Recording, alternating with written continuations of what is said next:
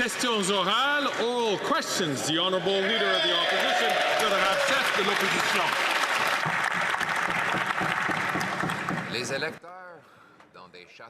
Voters in Liberal strongholds in Toronto and Montreal have rendered their verdict. This Prime Minister, after 9 years, is not worth the cost. After 9 years of this Bloc Liberal government, we've seen the greatest expansion in the federal government in history, the most expensive centralizing government, including when it comes to the cost of housing and groceries in Quebec. How can the Bloc keep this government in power when it's so bad for Quebec? The Honourable Deputy Prime Minister and Minister of Finance. Mr. Speaker, I'm so happy to have the opportunity to answer a question that has to do with the Canadian economy, because it gives me the opportunity to celebrate some good news that we got this morning. Inflation was 2%. And that's back to pre-pandemic levels. It's such good news for our country. Conservatives should be celebrating that. The Honourable Leader of the Opposition. Yes, Mr. Speaker, I'm sure people who are waiting on waiting lists for food banks or lineups for food banks, or who are living in camps or homeless shelters, they'll be celebrating today. They'll really be celebrating the fact that after the highest inflation in 40 years, prices are still going up. They're not going back down. So the question is, why does the Bloc want to keep the most centralizing, expensive government in power when they have no respect for Quebec's jurisdiction or for Quebecers? The Honourable Deputy Prime Minister and Minister of Finance. Mr. Speaker, the Conservative leader is showing once again that he's incompetent when it comes to the economy.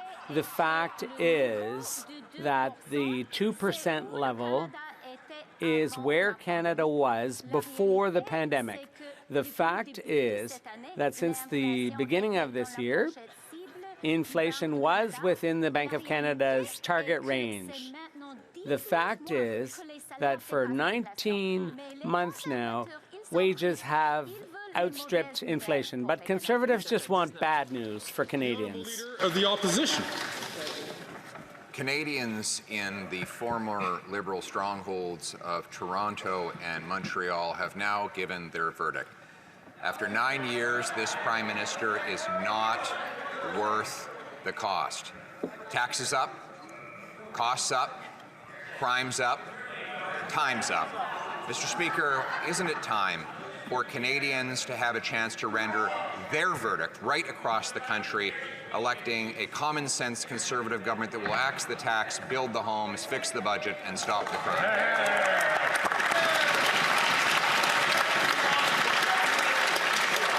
I ask members, especially members on the far side of the House, to please not to take the microphone until they're recognized by the Speaker.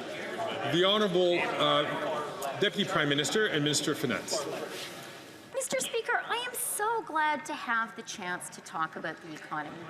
That is because today we had good news for Canadians. Inflation is back down to where it was before COVID hit. Inflation has been within the Bank of Canada's target range this whole year. Wages have outpaced inflation for 19 months in a row. But the Conservatives don't want to talk about it. They are so weak and spiteful that for them, good news for Canadians is bad news that they want to ignore. The Honourable Leader of the Opposition. Speaker, this incompetent finance minister would tell you that you should celebrate that after prices rising faster than at any time in 40 years, they continue to rise, just not as quickly. I'm sure the people living in tent encampments, or the record-smashing 2 million people lined up at food banks, or the 1 in 4 kids going to school hungry after 9 years of this government will be celebrating. But what we now find out is that it's worse than we thought. According to a document just released, the government's second carbon tax will cost $9 billion in lost GDP. Why won't we have a carbon tax election to decide? The Deputy Prime Minister and Minister of Finance. Mr. Speaker, I think we all know why the Conservatives are so panicked about an election. It's because they can see that the economic news is good. They can see that we are now back to exactly where we were before COVID hit. They can see the Bank of Canada has lowered interest rates 3 times in a row, and wages have been ahead of inflation for 19 months. That's good news for Canadians. It's bad news for Conservatives. And once again, I apologize. Normally, I would indicate out of respect to all members by saying the Honourable, and I forgot to do that in this case. The Honourable Leader of the Opposition. The bad news is we now have 1,800 homeless encampments in Ontario. Shame. 35 in Halifax alone. 2 million Canadians lined up at food banks after 9 years of NDP Liberal government. And now that we learn that on top of the $25 billion annual hit of the first carbon tax to our GDP, the second carbon tax will subtract another $9 billion a year, over $35 billion in lost GDP. That's almost $2,000 per family. Why won't this costly NDP Liberal government allow Canadians to vote on the carbon tax? The Honourable Deputy Prime Minister and Minister of Finance. Mr. Speaker, I am so glad to have the chance to talk about housing because there is more good news Canadians should know about. And that is that we have extended to 30 years amortizations for all first-time home buyers. That means more young Canadians can buy that first home and afford that mortgage. We've extended to 30 years amortizations for all new homes. That's to encourage what we know we all need, more homes built faster. But these weak and spiteful Conservatives cannot celebrate good news for Canadians because it's bad news for their partisan interests. The Honourable Député. The Honourable Member for Belleuil-Chambly.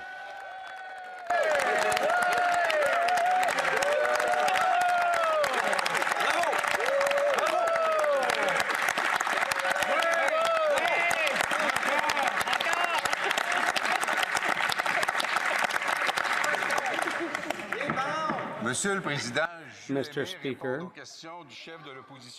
I'd like to be able to answer the question from the Leader of the Opposition, but I'll answer this way.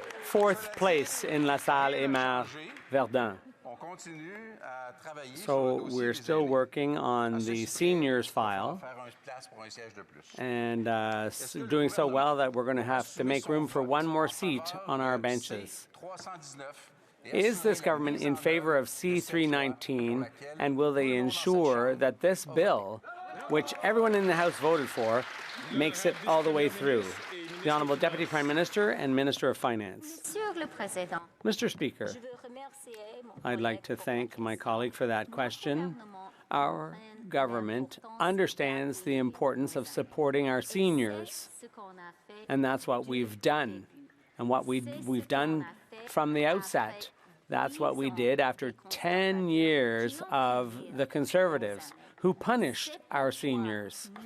That's why we added supports for our seniors, especially for the most vulnerable seniors, as was the right thing to do. Député de Belleuil-Chambly. The Honourable Member for Belleuil-Chambly. C-319 is a block bill that would eliminate the discrimination in the OAS for seniors aged 65 to 74 and those 75 and over, and instead of allowing for $5,000 to $6,000 in wages without losing the GIS. At committee, all parties voted in favor of our bill. Now, will the government ensure that this bill gets implemented because it requires a royal recommendation? Will the Liberals give that recommendation and support seniors, yes or no? The Honourable Deputy Prime Minister and Minister of Finance.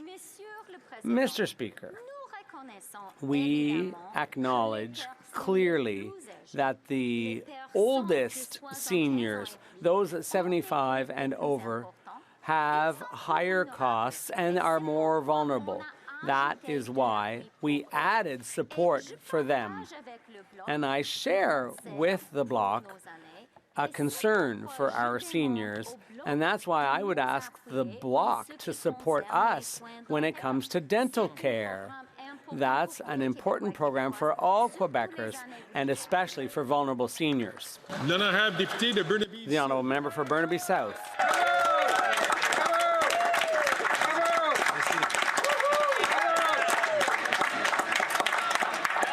The Liberals have let people down again and again, and they are done. It's clear from the results of the election last night. The Liberals are done. Maybe it's because they keep on teaming up with the Conservatives to let greedy CEOs continue to rip off Canadians. In fact, inflation numbers show that grocery greed has driven up the food prices more than 21% in the past 3 years. Why did the Liberals team up with the Conservatives to protect greedy CEOs from a price cap on food essentials? The Honourable Deputy Prime Minister and Minister of Finance. Mr. Speaker, I hope the NDP and indeed all members of this House will set partisanship aside for one moment to congratulate Canadians at the light at the end of the tunnel, at the fact that after an extremely challenging time with COVID and its economic aftermath, inflation is back to where it was before COVID first hit. When it comes to taxes, we believe that those who have the most capacity should pay their fair share, and we've acted on that. The Honourable Member for Burnaby South. Liberals have continued to team up with the Conservatives to let grocery greed drive up the price of food, and that's got to stop. Yesterday, it became clear that people are finished with the Liberals. It's because they worked with the Conservatives to allow real estate giants hike rents by over 20%.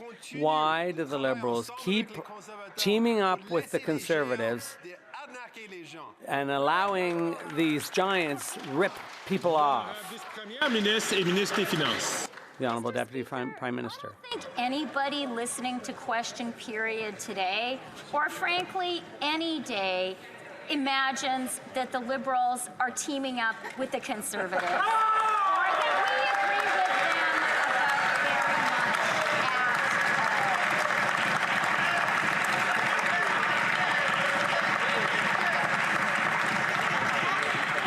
all. They are the party of privilege and austerity. We are the party of people. And that's why, Mr. Speaker, we have asked those at the very top to pay their fair share so that we can support Canada and Canadians. The Honourable Member from Thornhill. It's day 2 in the House as the first female finance minister, again, is being publicly humiliated by the fake feminist prime minister.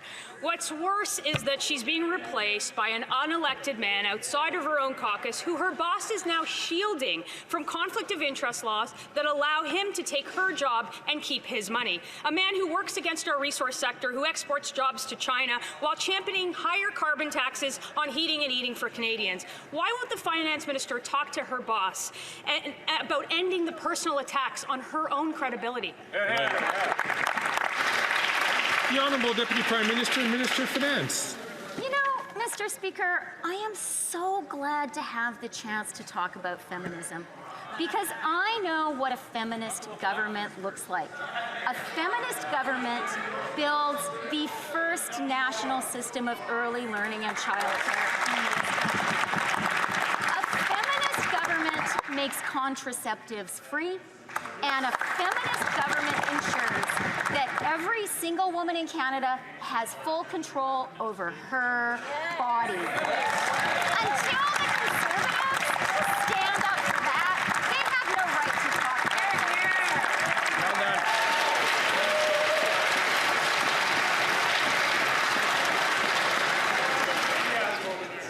The honourable member from Thornhill.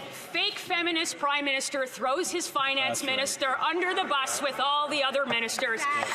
The real record of this finance minister is record smashing 1 million people visiting a food bank in her province. In Ontario, 1 in 4 Canadians living in poverty. Canadians now spend more in taxes than they do on housing, on food, and on clothes combined. No wonder they're putting the training wheels back on for her. She can tell that to the Prime Minister.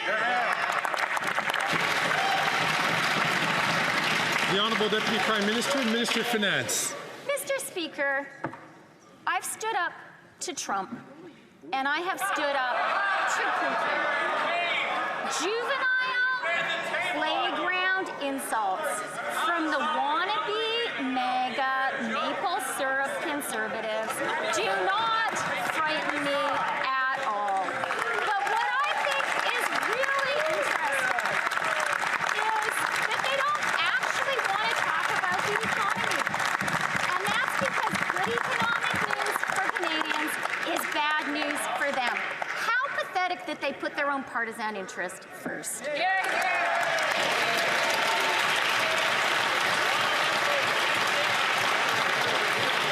The honourable member from Haldimand Norfolk.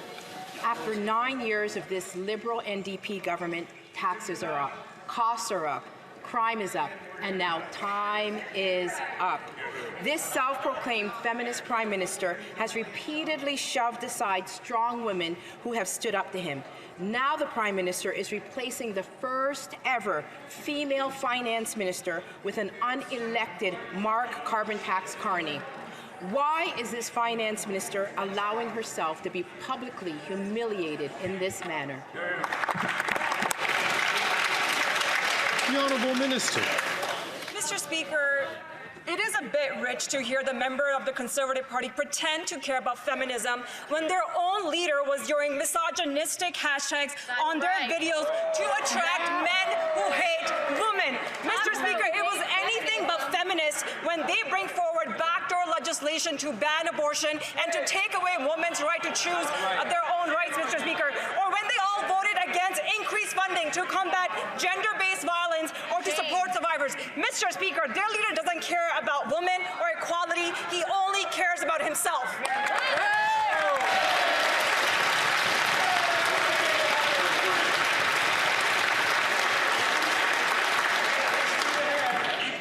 The honourable member from Haldimand Norfolk. Mr. Speaker, it's so sad. They're not even allowing the finance minister to answer because they all... Order! Order! The honourable member from Haldimand Norfolk, from the top, please. From the top? Mr. Speaker, they're not even allowing the finance minister to answer her own questions because they all know that the carbon tax is a failure. Canadians are suffering. There are over 1,800 homeless encampments in Ontario alone. 26% of Canadians are saying that they are considering leaving the country because it is too expensive. A single mother in Kingston reported paying 100% of her income in rent. Will this finance minister admit that the Prime Minister has lost confidence in her and Canadians have lost confidence in this government? The honourable leader of the government in the House of Commons. Thank you, Mr. Speaker. Mr. Speaker, the Conservatives keep talking about women, but they don't support policies that support women. Right. Why are they against affordable childcare? If they care about that single mother, they should be supporting affordable childcare. Mr. Speaker, if they care about women's economic freedom, they should be supporting childcare. If they care about women's rights, they should be supporting a woman's right to choose. The real fake feminists, Mr. Speaker, are the people who sit on that side of the aisle. Right.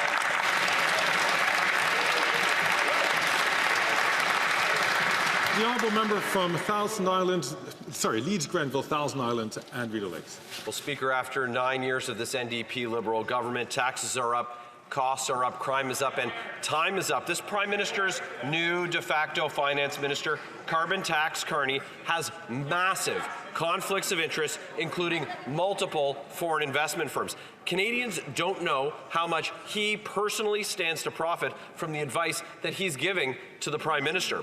It's more blatant corruption from this NDP Liberal government. So will the Prime Minister simply have Carbon Tax Carney sworn in as a public office holder so that the full extent of Canada's disclosure laws apply to him too? The Honourable Deputy Prime Minister and Minister of Finance. Mr. Speaker, unlike the Conservatives, we do believe in listening to experts from across the country. But let's talk about where the Conservatives get their ideas. The Conservative leader gets his advice on helping Canadians with their grocery bills from a Loblaws lobbyist. He gets his advice on Ukraine from Elon Musk and from Tucker Carlson. And he has courted the support of misogynists and cozied up to the far right. Those are the advisors Canadians should be really concerned about. The honourable member from Regina Capel has stood in this place and understands the importance of calling members to order so that those who do have the floor have the opportunity to address the House. The honourable member from Leeds Grenville, Thousand Islands and Rideau Lakes. It's absolutely absurd to hear the finance minister give anyone lessons about who they're taking advice from. Arch-liberal elitist Mark Carney. This guy has more conflicts than the twice guilty and convicted Prime Minister of their party. And they're letting Carbon Tax Carney keep all the money and all the power by covering up his massive conflicts of interest while giving away that finance minister's job. He makes millions from foreign investment firms, and now he's advising the Prime Minister. So why is the Prime Minister letting Carbon Tax Carney keep the money and the power and serving as the real finance minister? The Honourable Leader of the Government in the House of Commons. Mr. Speaker, it's absolutely shameful what the Conservatives are doing. When there is a Canadian who doesn't agree with their vision for Canada, what do? Attack them. Whether it's anybody who doesn't agree with what the Conservatives do, the only thing they know how to do is denigrate that person. Mr. Speaker, we should be able to disagree without being disagreeable. We should be able to hear advice from a whole wide range of actors without attacking their character and bringing down fellow Canadians. They should be ashamed of their actions. Thank you, Mr. Speaker. Very good.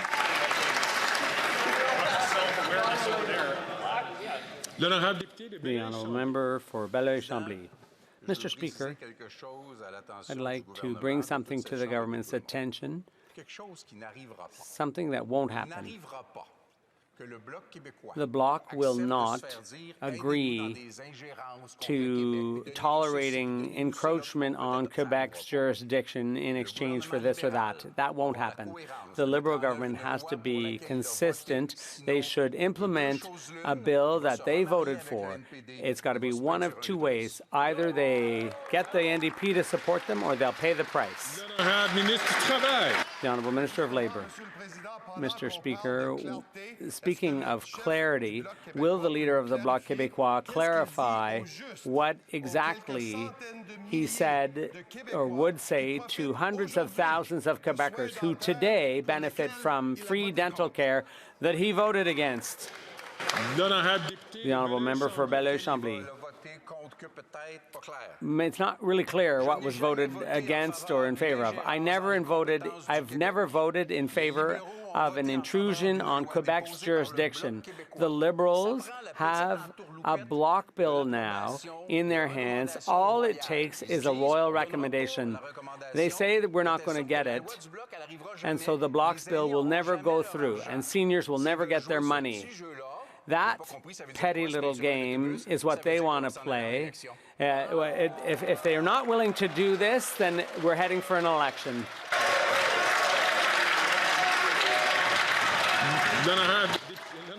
The Honourable Minister of Labour.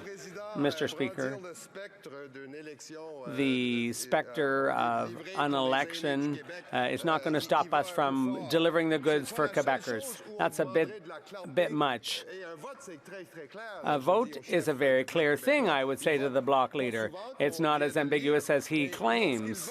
When they vote, when the Bloc leader votes, he votes against lowering the retirement age to 65. He voted against increasing the GIS for poor seniors in Quebec. And when we brought in dental care, he voted against that too. The honourable member for Belleuil-Chambly. Let's repeat. The Bloc votes against all intrusions into Quebec's jurisdiction, whether that intrusion is all by itself or in an omnibus bill. C-319 is something that you guys voted for. So follow through here. Be consistent. Make sure it enters into force. Try to rectify the injustice that you yourselves created. So for once, try to vote a little bit intelligently and a little bit consistently. The Honourable Minister of Labour. Mr. Speaker, the Bloc leader has spent his entire life putting Quebecers' CPP in danger, and he voted against lowering the retirement age to 65, and that had nothing to do with Quebec's jurisdiction. He was voting against seniors. When he voted against increasing the GIS, that had nothing to do with Quebec's jurisdiction, and still he voted against it. He voted against the well-being of Quebecers. He voted in favor of poverty among seniors in Quebec. The Bloc leader needs to be a bit consistent here and take responsibility for his actions. The honourable member for Mégantic-L'Érable. Mr. Speaker, taxes are going up, costs are going up, crime is up, the pressure is up on the Liberals after 9 years of this Prime Minister with the support of the Bloc. People are living in trailers, they can't afford rent. People have written in saying, how am I supposed to afford food, insurance, and so on? This is the harsh reality of 9 years of this government with its Bloc friends. Does the Bloc realize that if they keep it up, it'll mean more and more poverty for Quebecers? The Honourable Minister. Thank you, Mr. Speaker. There's no one here who believes the Conservative hypocrisy when they claim they're concerned about putting roofs over people's heads. The only thing they want to do is cut funding for construction of housing. They want to rip up all the agreements that have been signed with cities all over the country. Mr. Speaker, on this side of the House, we are going to continue building the housing people need. Thank you. The honourable member for Mégantic-L'Érable. Mr. Speaker, taxes are up, costs are up, crime is up, and the pressure is building on the Liberal government. After 9 years, this Liberal government, supported by the Bloc, has led to disastrous consequences. People are crying for help. From Sherbrooke, the small food banks are starving. Imagine that, a food bank that's starving. But that's the situation. The centralizing, spendthrift Liberal government keeps on burning through money. But Canadians, Quebecers deserve to make a choice to have a common-sense government as quickly as possible. The Honourable Minister of Fisheries and Oceans. Thank you, Mr. Speaker. I'd be pleased to answer an expert on infrastructure on the path to austerity. The Conservatives, look at what they've done in the regions when it comes to fisheries. They cut 80 million to science. They cut to small ports for small craft. They voted against investments in those small ports. They voted against support for families, against programs for seniors. That's all they know how to do, Mr. Speaker. All they can do is be austere for Canadians. The honourable member for Lévis-Lotbinière. Mr. Speaker, no sooner had we freed ourselves of the NDP, who supported the most disastrous government in history, than we found ourselves once again caught up in a saga with the Bloc Liberal coalition. What's the point of the Bloc when they vote for $500 billion of this Prime Minister's inflationary spending and his bloated bureaucracy in Ottawa with Quebec's money adding 100,000 more public servants to the government machine. Mr. Speaker, we saw it yesterday. There's no real difference between the Bloc and the Liberals. So who or what does the Bloc Liberal coalition serve? The Honourable Minister of Canadian Heritage. Mr. Speaker, my colleague can shout as loud as he wants, but Quebecers know very well. They remember what they did when they were in power. They made cuts to science, to family supports. They cut everything they could because that's the only thing they know how to do is austerity.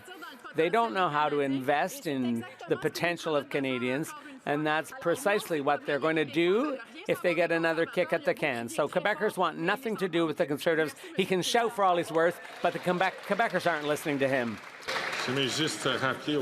I'd just like to remind the member from Mégantic-L'Érable that after asking a question, it's important to allow someone else to answer. The Honourable Member for Lévis-Lotbinière. Mr. Speaker, the Bloc is costing Canadians a lot of money, and it's costing Quebecers a lot of money. We've witnessed the greatest expansion of the public service in history. More public services than ever, more scandals than ever. Now, they're keeping the Liberals alive.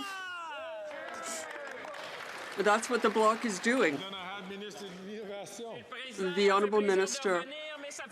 Well, Mr. Speaker, here we hear the voice of conservative austerity. People at home know what the Liberal Party has done. Investments are up. The economy is up. Quebecers know that with Liberals, we are building the future, whether it's the auto sector or elsewhere, manufacturing. We are building Canada for the 21st century. We will be there to defend Canadians. The honourable member from Edmonton, Griesbach. Over the span of 19 days, 7 Indigenous people were killed by police. Communities are disturbed, but unfortunately these tragedies are known all too well by Indigenous people. This is colonialism and systemic racism that continues to persist under consecutive governments. First Nations, Métis and Inuit have the solutions to end this violence. No more Indigenous children getting a bullet instead of help. Why won't the Minister of Public Safety act to ensure accountability and justice for these families? The Honourable Parliamentary Secretary. Mr. Speaker, I appreciate the comments and I appreciate the passion from my colleague, and I agree that we need to do more in this country around Indigenous policing. And that's why the Liberals, including myself, put forward a motion at the INAN Committee in April saying, let's study this. The NDP has the ability to put this forward to the queue. They have the entire ability to have a unanimous motion here that says, let's address this. I'm talking about tangible solutions. I'd love to see the NDP join us with those tangible solutions and study this and hear from Indigenous leaders.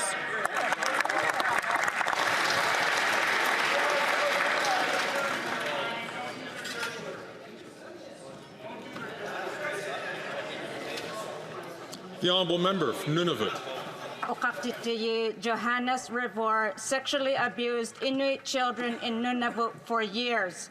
Canada refused to charge him for 30 years, and he died protected. Daughter of the late Marius Tungelik has asked the RCMP for his files, but they refused to release it. This government must honor families, especially to those who suffered during residential schools. Will the Minister of Public Safety provide the documents, or will they help to keep the files hidden from this family? The Honourable Parliamentary Secretary to the Minister of Public Safety. Mr. Speaker, I thank the honourable member for her question and raising these important issues with us in this place. Ensuring that justice is done for victims and their families is crucially important. It's something I know the minister takes incredibly seriously, and we will continue to work on this specific case with her. When it comes to dealing with systemic racism in policing, this is a crucial issue that we are focused on addressing. It is something we have made progress on, but by no means is it complete. There is much more work to do, and we are committed to doing it. L'honorable député, the honourable member from London West. Good afternoon, Mr. Speaker. The Minister of Immigration and Citizenship introduced Bill C-71, and as Canadians, we can never take our rights for granted. We must remain vigilant when politicians, especially when the leader of the opposition suggests that he would use a notwithstanding clause if given the chance. Like the first generation limit introduced by the Conservatives is a concrete example of them taking away the rights of Canadians. Can the Minister of Immigration and Citizenship explain to this House the importance of Bill C-71? The Honourable Minister of Immigration and Citizenship and Refugees. Thank you, Mr. Speaker. I want to thank the member for her personal passion in this file. What we see and what we are debating before this House is a bill that fixes the egregious breaches of the Charter that the Conservatives, including the Leader of the Opposition, perpetrated on women, on children of people born abroad. And this is something that we as a House need to fix. It is a Charter violation. It is a particular instance of the Leader of the Opposition, supported by his previous government, in breaching Charter rights. When Canadians say there's nothing to worry about, that isn't the case. There's lots to worry about with the Leader of the Opposition. Yeah. The honourable member for Bellechasse, Lisechma-Lévis. Mr. Speaker, what is the Bloc Québécois good for? Well, they're good for keeping the Liberals in power. They voted to save the Liberals more than 200 times. The Bloc Québécois voted for $500 billion in inflationary spending and helped to increase the ranks of the public service by 100,000. They pretend to help Quebecers, but they support this government. What did the Liberals promise the Bloc?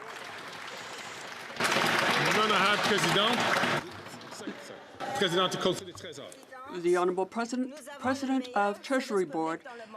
Mr. Speaker, we have the best public service in the world, and we are continuing to invest in Canadians, the most vulnerable, families, children, seniors. And what about the Conservatives?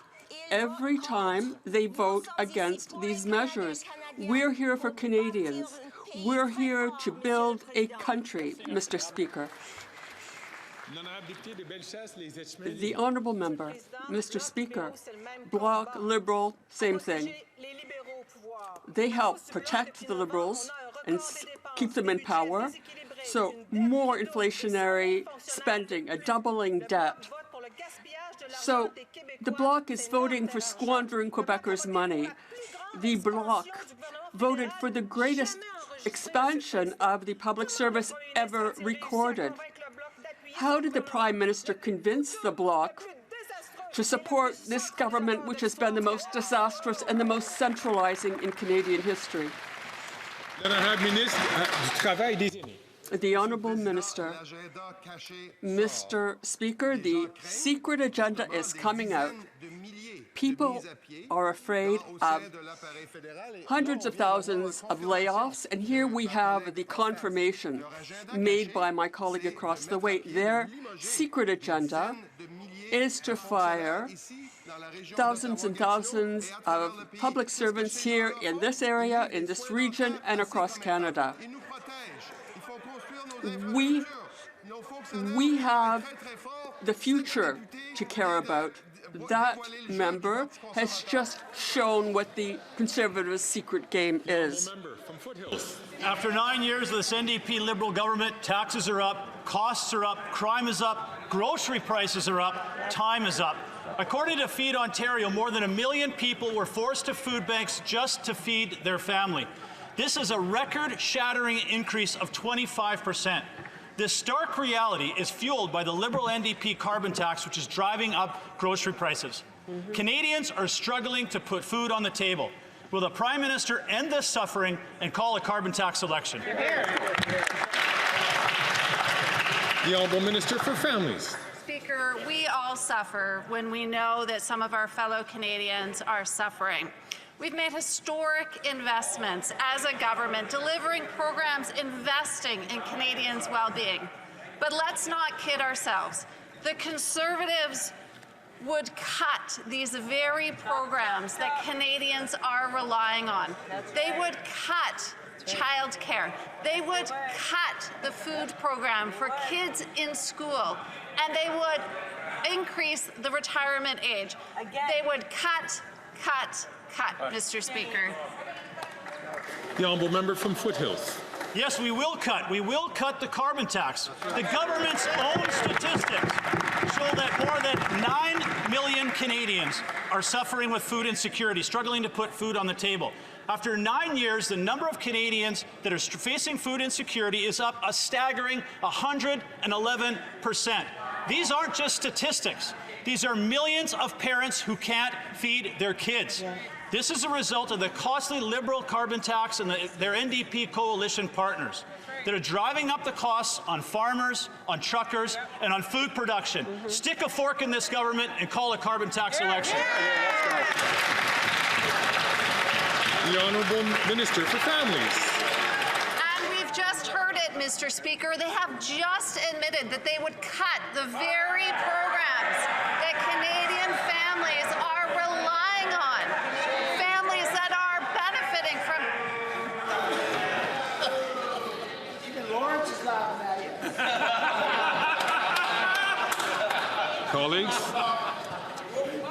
Colleagues, it's very difficult for me to hear. It's very difficult for me to hear the minister respond. I'm going to give the minister 30 seconds to respond to the question. Thank you, Mr. Speaker. And there you have it. The Conservatives have just confirmed that they will cut the programs that Canadian families are relying on. $10 a day childcare, saving families thousands of dollars. National School Food Program, ensuring that children are not at school hungry. Mr. Speaker, you heard it here. They plan to cut the supports that Canadian families need.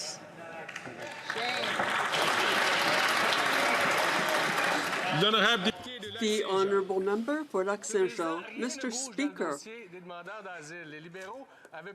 nothing is moving in the asylum seekers file. They promised, the Liberals promised, they would do something this fall, but here we are, it's fall, and no plan. Quebec is continuing to deal with the extraordinary number of asylum seekers.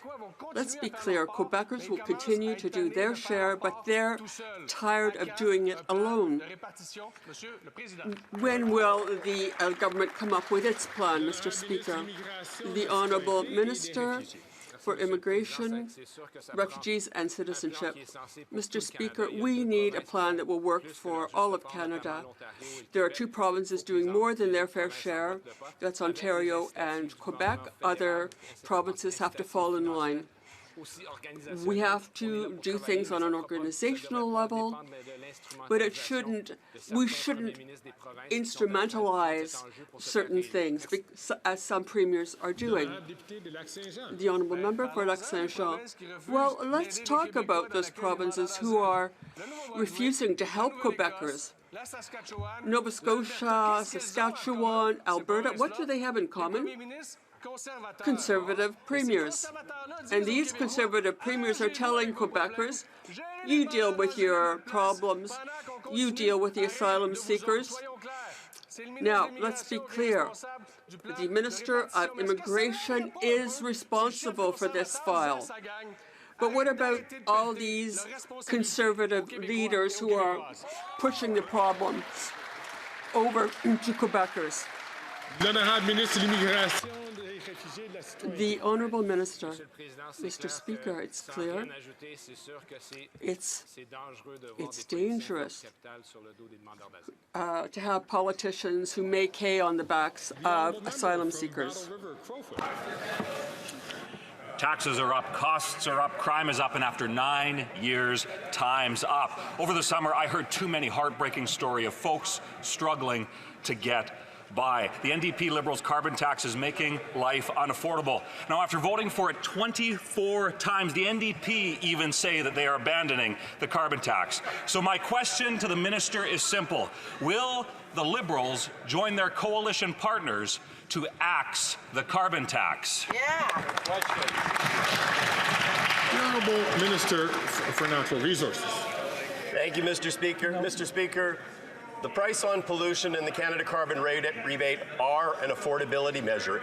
8 out of 10 Canadians get more money back than they pay in the price on pollution, and the price on pollution is also an effective and efficient way to fight climate change. That's why progressives, including many who voted for the New Democratic Party in the last election, were shocked at the position that were taken by the leader of the New Democratic Party, walking away from a plan on climate change. Shame on them. They will have to explain that to their voters down the road. The honourable member from Battle River Crowfoot.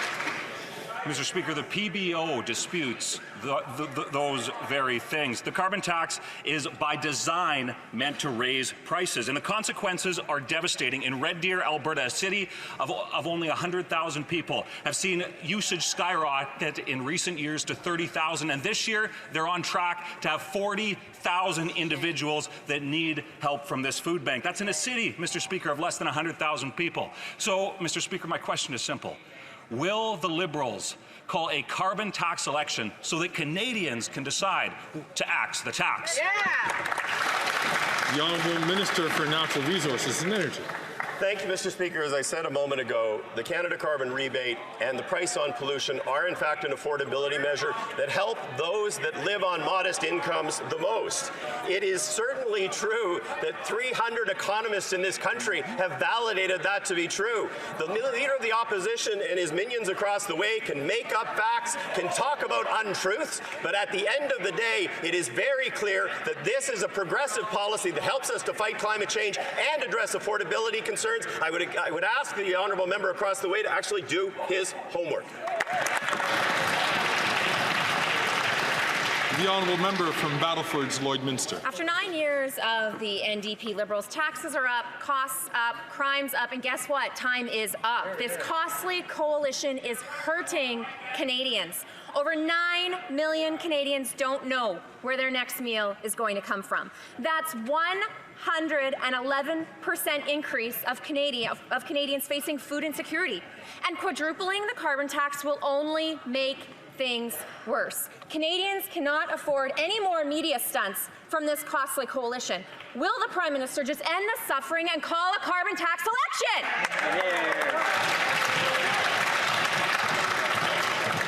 The Honourable Minister for Families. Mr. Speaker, as we've just returned from the summer break, I'd like to take a moment to talk about the programs that the Conservative government professes to want to cut. Over the summer, we've made a number of announcements on new, affordable $10 a day childcare spots.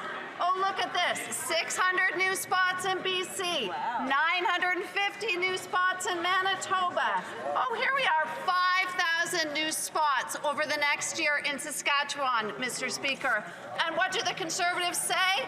No more affordable childcare. Shame.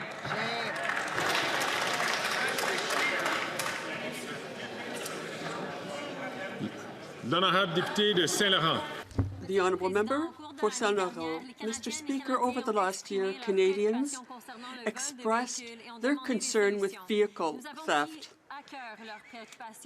We took their concerns to heart and acted. We have put new funding into the budget in order to fight vehicle theft.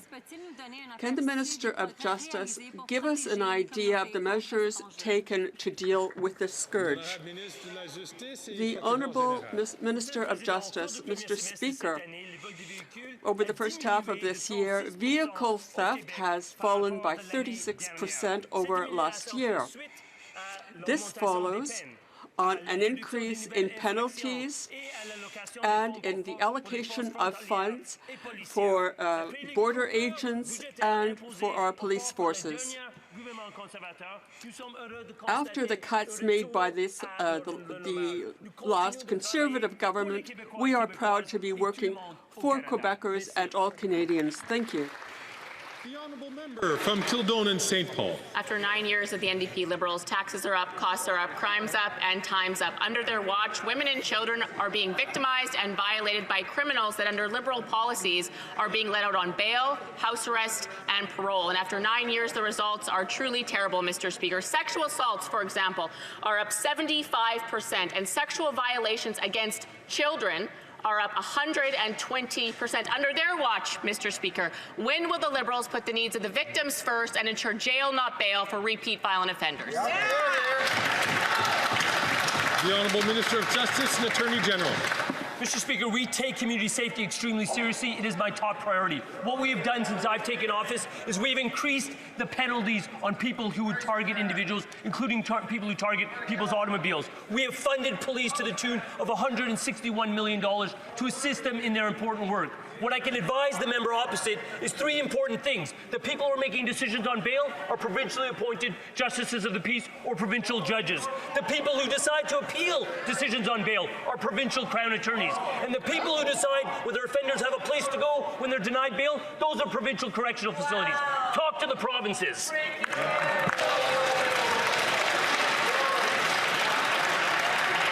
The Honourable Member from New Brunswick Southwest. Mr. Speaker, after 9 years of NDP Liberals, taxes up, costs up, crimes up, time's up. And so are job losses because of this incompetent Liberal fisheries minister. She doesn't listen to Atlantic Canada's fishing communities. The industry is left in the dark. Even former DFO scientists say she's playing politics with lives and livelihoods. In July, the fisheries minister cut the Bay of Fundy herring quota by 24%. The result, over 100 job losses. Will she do her job and restore these fish, reverse the cuts? Then I had Minister. The Honourable Minister of Fisheries and Oceans. Thank you, Mr. Speaker. I'd like to assure my colleague that we have very close relationships with fishers, and for years now we have noted that herring stocks are suffering in the Gulf of the St. Lawrence. But he should think about shrimp in the St. Lawrence. We have helped in this area, contrary to the Conservatives, who would fish until every species is extinct. The herring stock has fallen, but we are not fishing it as much in order to conserve it. The Honourable Member for colleagues. The Honourable Member for Cumberland Colchester. Speaker, after 9 years of this NDP Liberal government, taxes are up, costs are up, fisheries crime is up, and the time is up. The situation in Nova Scotia's fishing communities, which has previously been described as lawlessness, continues to deteriorate. In spite of repeated warnings, the incompetent Minister of Fisheries and Oceans refuses to do anything. There is significant concern that the situation will spiral out of control. When will this woefully inadequate minister realize the importance of the Atlantic Canadian fishery and the very real threat to lives and livelihoods, and do her job? Then I have the Honourable Minister. Thank you, Mr. Speaker. I think that my colleague across the way has a very poor memory. We have only to think of the moratorium on deepwater fish and about what happened to shrimp last winter. It was catastrophic for our regions. Climate change in the Gulf of the St. Lawrence, which is affecting all fish stocks. It's a real shame what I'm hearing across the way, and yet I'm not surprised because the Conservatives don't believe in climate change. We will make those decisions that are best for the industry. Member from Kings Head. Speaker, this summer millions of Canadians tuned in to the CBC and Radio-Canada to cheer on Team Canada at the Olympic and Paralympic Games in Paris. Our athletes pushed limits, set new records, and brought us all together via the power of sport. In King's Hands, we are deeply proud of the Kennecook Kid, Wyatt Sanford, who won Canada's first Olympic bronze medal since 1996 when he took home the bronze. I even had the chance to spar and throw punches with him and the Prime Minister this summer. Can the Minister of Sport let this House know how we're supporting athletes like Wyatt so they can keep representing Canada with pride and excellence? The Honourable Minister of Sport. Thank you, you very much, Mr. Speaker. Canadians from coast to coast to coast proudly celebrated the exceptional performances of Team Canada this past summer. Canadians won a record number of medals, inspired the next generation of Olympic and Paralympic athletes, and made us deeply proud. Our government supports athletes. We increased the amounts of the Athlete Assistance Program, which supports over 1,800 athletes monthly in 94 disciplines. Mr. Speaker, our athletes dream big and work hard, and we've got the results to prove it.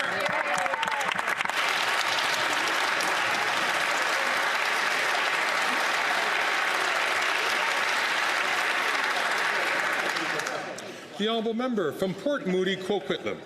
Mr. Speaker, $200 a month is not enough to live on. Yet that's what the Prime Minister has decided is enough for people with disabilities. Shame. While he caves to rich CEOs, he fails to protect the human rights of Canadians. And then there's the Conservatives, who always cut the supports people need. Yep. Both the Liberals and the Conservatives care more about their rich corporate donors than they do about Canadians. When will the Liberals get real and increase the Canada Disability Benefit and respect Canadians with disabilities? Good question. The Honourable Minister for Youth, Diversity and Disabilities. Mr. Speaker, we put forward over $6 billion to create the first ever Canada Disability Benefit. But Mr. Speaker, we won't take any lessons from the NDP, who has started to take orders from the Conservative Party and abandon their commitments to delivering progressive policies. Mr. Speaker, on this side of the House, we're focused on delivering this historic benefit to Canadians.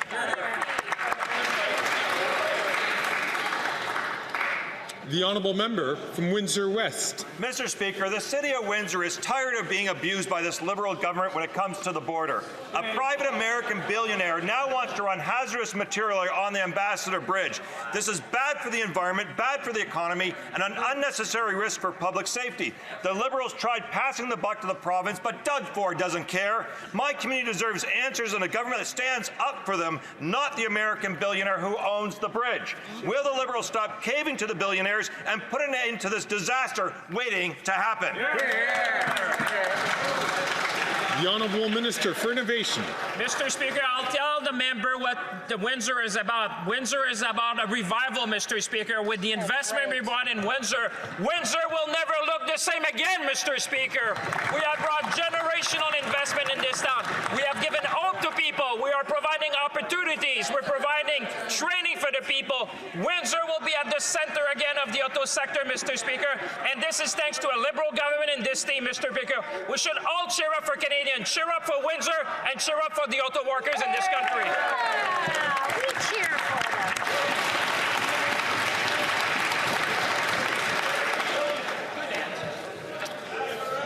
Colleagues, and so brings to an end of oral questions. It being 3:15 p.m. pursuant to order made on Monday, September 16, 2024. I invite all honourable members to stand to observe a moment of silence.